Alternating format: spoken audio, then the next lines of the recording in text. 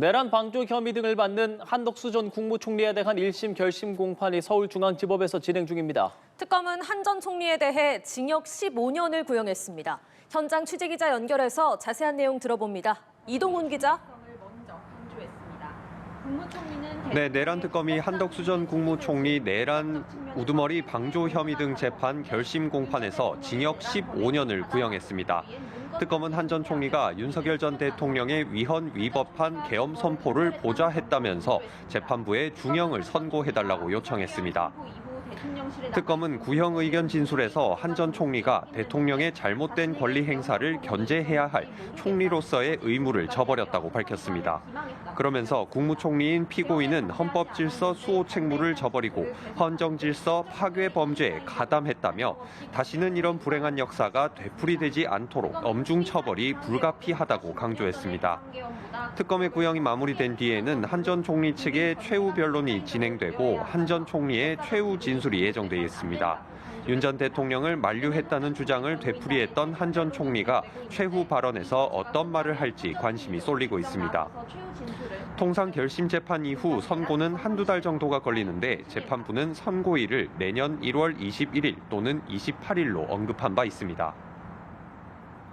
네, 순직해병특검은 고위공직자 범죄수사처의 사건 수사 방해 의혹과 관련해 오동훈 처장 등 지휘부를 재판에 넘겼죠.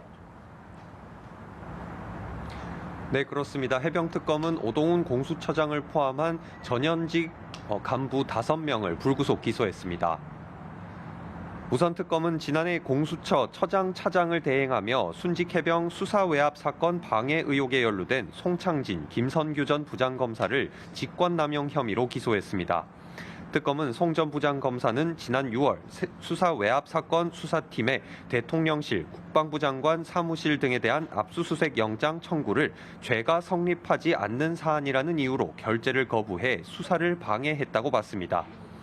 또 김 전 부장검사는 지난해 2월 수사팀에게 총선 전까지 수사 대상자들에 대한 소환을 하지 말라는 취지로 수차례 지시했다고 봤습니다.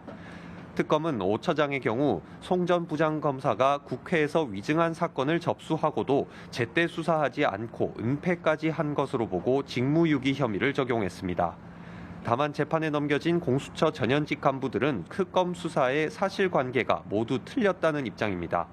향후 재판에서는 사실관계를 두고 양측의 격렬한 공방이 오갈 걸로 보입니다. 네, 한편 김건희 특검은 국민의힘의 김선규 의원을 소환했네요. 네, 그렇습니다. 김선교 의원은 양평 공흥지구 특혜 의혹과 관련한 피의자 조사를 받기 위해 김건희 특검에 출석했습니다. 김 의원은 다시금 의혹을 부인했는데 출석 모습 직접 보시겠습니다. 공흥지구의 개발 부담금은 군수 지시로 할 수 없는 사항이에요. 절차가 있기 때문에 강압적인 수사 이런 것을 하지 말아라. 그런 거에 진실을 밝히기 위해서 오늘 이 자리에 온 겁니다. 이번 소환은 지난 7월 압수수색 이후 약 4개월 만에 이뤄지는 건데요. 특검은 김건희 씨 일가가 2011년부터 2016년까지 벌인 양평군 소재 도시개발 사업에서 개발 부담금이 하나도 부과되지 않은 점을 주목하고 있습니다. 김 의원은 해당 사업 기간 중 양평 군수를 지내 특검은 특혜를 의심하며 김 의원에게 특가법상 국고손실 혐의를 적용했습니다. 특검은 김 의원을 상대로 개발 부담금 면제 이유와 사업 과정에서 특혜가 있었는지 등을 집중 추궁할 걸로 보입니다. 한편 특검은 조사를 받고 나서 숨진 채 발견된 양평군 공무원의 조사와 관련한 자체 감찰 결과를 내일 발표하기로 했습니다. 지금까지 서울고검에서 전해드렸습니다.